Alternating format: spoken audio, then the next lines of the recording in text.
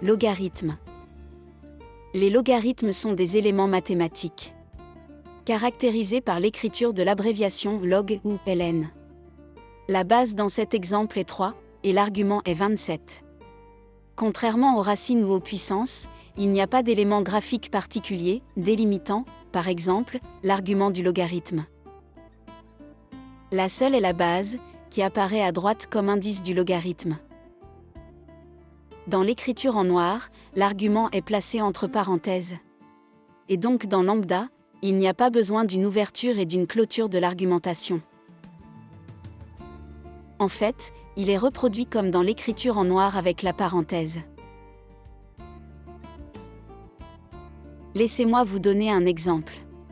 Si j'écris le logarithme de x, et ensuite plus 2, il est clair que le logarithme ne s'applique qu'à x. Si, par contre, je veux vraiment obtenir le logarithme de x plus 2, je dois encore insérer une parenthèse. Ainsi, dans lambda, cela n'est pas fait différemment de la notation normale. Cependant, il y a encore un besoin, et en fait, nous voyons que le logarithme est écrit en rouge, d'une ouverture et d'une fermeture uniquement par rapport à la base. Il est donc toujours nécessaire d'introduire un minimum de structure.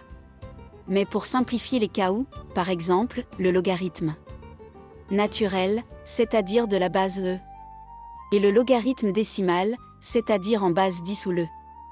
La base est implicite. Il est clair qu'il pourrait tout aussi bien être écrit mot à mot. Il suffirait donc d'écrire simplement ln. Ou log, peut-être avec une majuscule, comme ceci. Et les caractères tapés décrivent le symbole mathématique. De même, dans la résolution de ces expressions, il n'est généralement pas nécessaire de créer des astuces spéciales ou didactiques, c'est assez simple. Cependant, expliquons comment sont définis les logarithmes. Donc le logarithme générique, qui est le premier que j'ai écrit, est réalisé de cette manière. Vous écrivez le log, vous indiquez la base, qui peut être un nombre, ou une lettre, ou même une petite expression. Par exemple, 1 plus 1. À ce stade, une fermeture est introduite par un cas de contrôle, car elle est destinée à indiquer que la base est terminée. Et ensuite l'argument est écrit. S'il s'agit d'un nombre, il est simplement écrit. S'il s'agit d'une expression, des parenthèses sont introduites. Ensuite, il y a le logarithme naturel ln, comme on le voit ici. Il suffit d'écrire ln et le signe apparaît en vert. Cela signifie donc qu'il s'agit d'un élément unique. Et ensuite l'argument possible est écrit soit entre parenthèses, soit simplement avec un nombre. Il y a ensuite le logarithme décimal en base 10. Et encore, puisque vous n'avez pas besoin de rendre la base explicite, vous pouvez simplement écrire log. Mais nous voyons qu'il doit être écrit avec une majuscule. Il apparaît en noir, tandis que cet autre signe est écrit en vert. Celui-ci est en vert, il est en fait reconnu par le système comme étant le logarithme. Logarithme naturel. Et en se déplaçant avec les flèches, il ne fait pas réellement défiler les lettres individuelles, mais log est reconnu comme un élément unique. Pour ce faire, il existe une touche de raccourci, que l'on peut trouver en tapant F5, par exemple. Et on cherche ensuite logarithme et c'est le premier, logarithme décimal. Et vous tapez CTRL-M, SHIFT-L.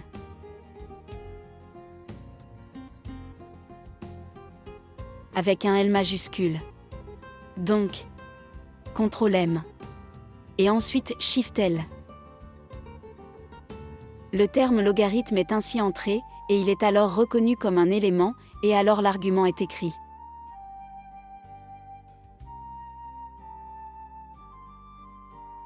Si vous trouvez le CTRL-M SHIFT-L un peu encombrant,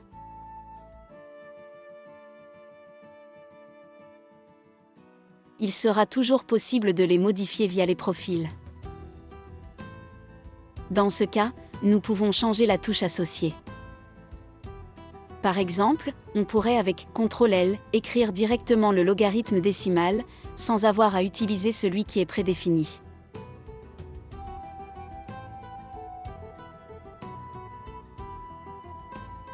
La dernière chose à dire est qu'il faut faire attention aux expressions imbriquées.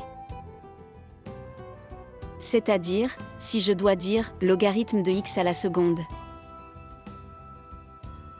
L'élévation au carré, je l'insère juste après le x. Si à la place je veux écrire logarithme à la seconde de x.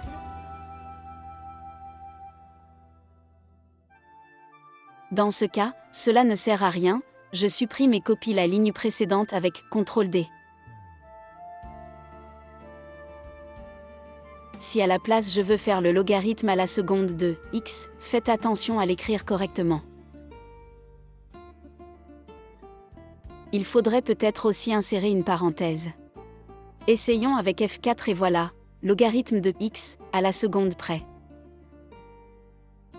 Et le logarithme à la seconde de x.